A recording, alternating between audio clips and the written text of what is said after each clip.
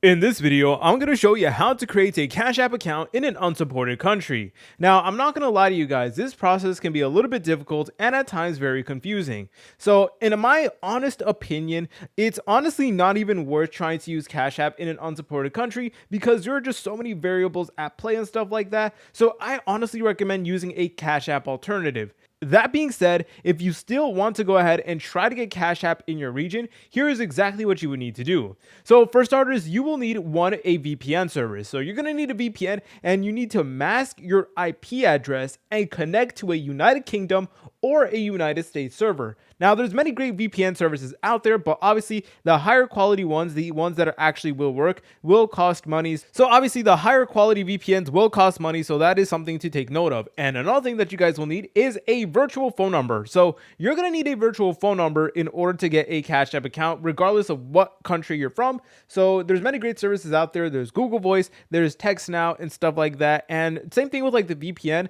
A lot of the good virtual phone number services do require monthly payments. So that is going to be another expense. And these expenses can honestly add up a ton. But even if you were to get the VPN and the phone number, you could go ahead and create your account, but the account is going to be limited. It's going to have some restrictions. So most of you guys watching this video most likely do not have a social security number because you're probably watching from a different country and you're not an American citizen. So if you guys don't have a social security number, then your Cash App account is very limited. So you can only send around $500 a week and only receive $500 a week as well. And honestly, that is not that much, especially if you're trying to run a business and stuff like that. So things can get very limiting. So yeah, those limits could definitely be a problem as well. So again, please consider that before you try making a Cash App account in an unsupported country.